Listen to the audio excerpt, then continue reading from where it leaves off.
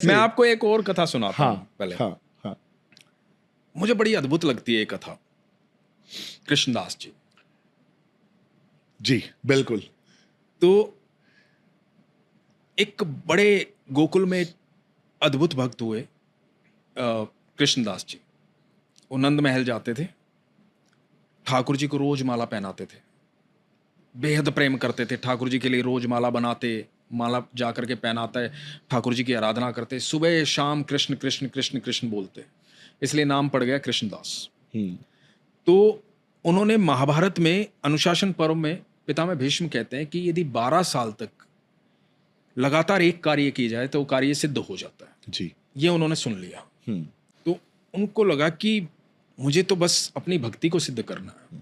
तो उनके मन में भाव आया, वो गए माला बना करके ठाकुर जी के पास, बोले ठाकुर जी 12 साल तक लगातार माला पहनाने आऊंगा। 12 साल जिस दिन पूरे होंगे ना, 13वें साल की जब सुबह होगी तो आपको माला पहनने मेरी कुटिया में आना है। तो आज से 12 साल शुरू। ठाकुर जी के पास जाते रहते, 12 साल बीत गए निरंतर जाते हुए। अब 12वें साल का आखिरी दिन था। तो मैं आपका इंतजार करूंगा, कल माला पहननी है तो मेरी कुटिया में आना पड़ेगा जी। और यदि कल आप नहीं आए तो मैं कभी आपके पास नहीं आऊंगा। ठाकुर जी के पास जाते रहते, 12 साल बीत गए निरंतर जाते हुए। अब 12वें साल का आखिरी दिन था। ठाकुर जी को बोले ठाकुर जी आज 12 साल पूरे हो गए, कल आपकी बारी है। कल 13वें साल की पहली सुबह है। तो मैं आपका इंतजार करूंगा, कल माला पहननी है तो मेरी कुटिया में आना पड़ेगा जी। और यदि कल आप नहीं आए तो मैं कभी आपके पास नहीं आऊंगा। ये मीठी सी प्यारी सी धमकी दे करके ठाकुर जी को वहां से आ गए। अब भक्त हैं, उनका हक है उनका। बिल्कुल बिल्कुल। तो ठाकुर जी को बोल करके आ गए। वहां आकर के कुटिया में उन्होंने तैयारी शुरू की, भगवान के लिए 56 भोग की तैयारी शुरू की। अब उनको पता था कि भगवान अकेले तो नहीं आएंगे, भगवान के साथ कुछ गोपियां आएंगी, कुछ गैया आएंगी, कुछ गवाले आएंगे, भगवान के साथी दोस्त आएंगे। तो सबके लिए भोजन की तैयारी की, सारी रात लगे रहे। सुबह प्रातः काल इंतजार करने लगे कि ठाकुर जी अब आएंगे अब आएंगे। अब बार बार चौखट के पास आके खड़े हों, देखें कि ठाकुर जी आ रहे होंगे, ठाकुर जी आ रहे होंगे। माला बना करके सुंदर सी तैयार बैठे कि आज ठाकुर जी माला पहनने आएंगे। अब सुबह से दिन बीतना शुरू हुआ तो उनको लगा कि हो सकता है कि यशोदा मैया ने किसी काम पे भेज दिया हो सकता है नंद बाबा के पास चले गए, हो सकता है भक्तों की इतनी भीड़ लगी हो कि उनको दर्शन देने में समय बीत रहा हो। तो शायद मंदिर के जब द्वार बंद होंगे दोपहर में तब आएंगे। तो दोपहर का इंतजार करने लगे, लेकिन दोपहर में भी ठाकुर जी नहीं आए। अब थोड़ा और समय बीता तो बोले कि पता नहीं अब तक क्यों नहीं आए। हो सकता है कि आज ज्यादा ही भीड़ होगी, भगवान के दर्शन करने ज्यादा लोग आए होंगे, तो सबके अंदर बिजी होंगे, सबके अंदर व्यस्त होंगे, तो आएंगे फ्री होकर के। इंतजार करते रहे। आसन बिछा हुआ है बड़ा सुंदर सा, ठाकुर जी का 56 भोग तैयार है और इंतजार चल रहा है। शाम हो गई, ठाकुर जी नहीं आए। कृष्णदास रोने लगे। कृष्णदास को बड़ा गुस्सा आया, बार बार बाहर आकर के देख रहे थे। नहीं समझ में आ रही थी कि ठाकुर जी क्यों नहीं आए। 12 साल मैंने निरंतर लगातार जाकर के माला पहनाई है, रोज याद दिलवाया कि आज 12 साल पूरे हो गए, याद दिलवा के आया हूं। आज 13वें साल की सुबह थी। आज ठाकुर जी को आना था, सारा दिन बीत गया लेकिन ठाकुर जी नहीं आए। अब भक्त है, बहुत प्रेम करते हैं, तो कभी कभी गुस्सा भी आ जाता है। बिल्कुल आ गया गुस्सा। शाम हो गई, ठाकुर जी नहीं आए। कृष्णदास रोने लगे। कोई नहीं है, कृष्ण विष्णु पत्थर की मूर्ति है वो, सुनता तो आज आ जाता, सुनता ही नहीं है। कुछ नहीं सुनता, अब तू बैठा रहे यहां। और ये कह करके चल दिए और बड़बड़ाते हुए जा रहे हैं जंगलों की तरफ से। बड़बड़ा रहे हैं, गुस्से में क्रोधित होकर के भगवान को बोलते जा रहे हैं कि मैं 12 साल लगातार आया हूं, मैंने रोज माला पहनाई है, निरंतर आया हूं, आंधी हो तूफान हो, मैंने अपना नियम पूरा किया। तू भी तो एक दिन नियम तोड़ के मेरे पास आ सकता था, जरूरी थी सबकी सुननी, एक दिन तो मेरी भी सुन सकता था। ये कहते कहते जा रहे हैं और आगे से गैयों का एकदम झुंड आ रहा है लगातार। तो गैयों का झुंड आ रहा है तो एक बालक आवाज दे रहा है, अरे बाबा सुनो, रुको।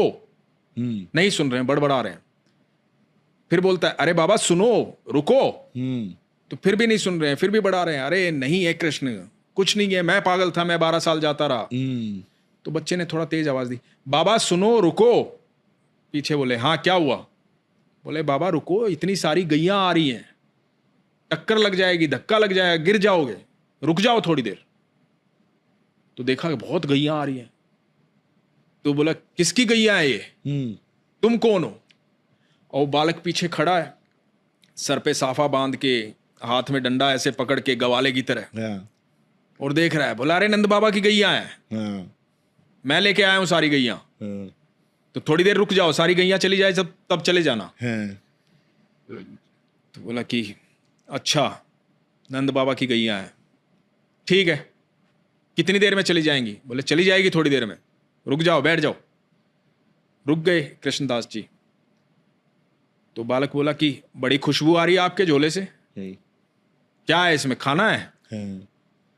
तो बोले हाँ खाना है। खाना खाया नहीं आपने शायद, साथ लेके चल रहे हो, तब तक गैया जाए बैठ के खा लो। तो बोला नहीं मुझे नहीं खाना। बोला बड़े नाराज दिख रहे हो, क्या हुआ, क्या बात हुई? तो कृष्णदास बोले अरे ये तो तुम्हारे नंद बाबा है ना जिनकी गैया लेके तुम जा रहे हो, इनका लाडला है ना वो कन्हैया।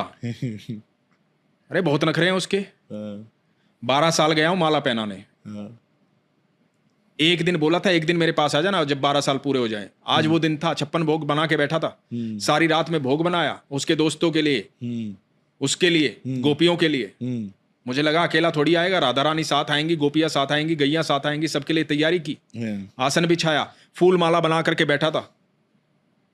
नहीं आया, सुबह से लेकर के शाम हो गई, अब जा रहा हूं यहां से, कभी नहीं आऊंगा लौट के। तो बालक बोला बाबा इतना गुस्सा क्यों हो रहे हो, चलो कोई बात नहीं, बैठो खाना खाओ, मुझे भी भूख लगी है, मैंने भी सुबह से कुछ नहीं खाया, सुबह से गैया चरा रहा हूं। अब कृष्णदास जी ने वो भोजन की पोटली खोली, तो बोला कि मुझे भी आप खिला दो। बोला खा लो। बोला आप देख नहीं रहे मेरे तो हाथ गोबर में सने हुए, मैं कैसे खा लूं, आप अपने हाथों से खिला दो। बोले यही तो नंदगांव के लोगों की प्रॉब्लम है, यही तो समस्या है, इनको सेवा चाहिए, सेवा करवानी है अपनी, कोई ना कोई बहाना चाहिए। अब देखो तुम्हारे पास भी बहाना है, तुम्हारे हाथ गोबर में सने, खाना मैं खिला दूं, सेवा करवानी है अपनी, ठीक है खिला देता हूं। और अब एक एक कोर खुद खा रहे हैं, एक एक कोर उस बालक को खिला रहे हैं। अब उस बालक को जब 2-3 कोर खिलाए ना, तो बालक की आंखें लाल हो गई, आंखों में आंसू बह रहे हैं। कृष्णदास ने देखा, कृष्णदास ने कहा कि तुम रो क्यों रहे हो, भूख लगी थी, खाना खिला तो रहा हूं, रो क्यों रहे हो? तो बालक बोला बाबा माला नहीं पहनाओगे आज?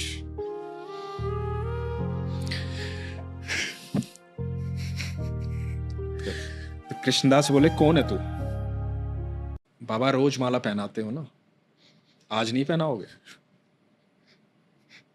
मैं ही तो हूं तुम्हारा कृष्ण।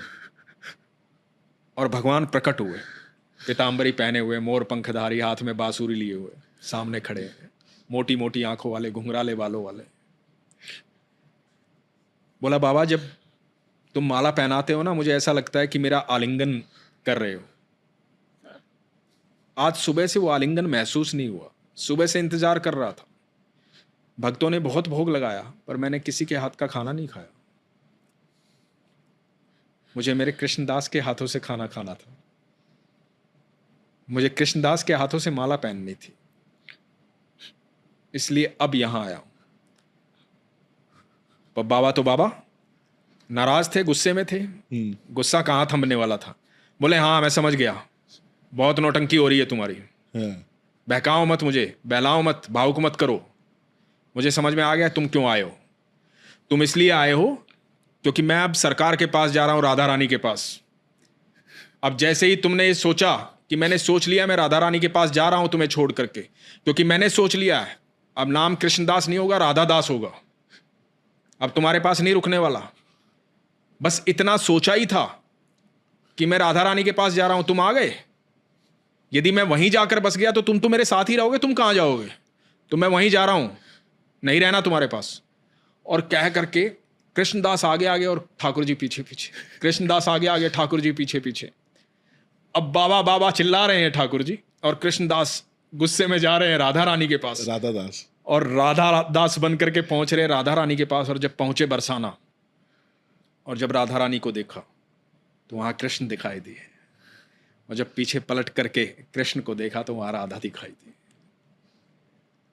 वाह भाई, क्या बात है। तो राधा और कृष्ण तो एक ही है।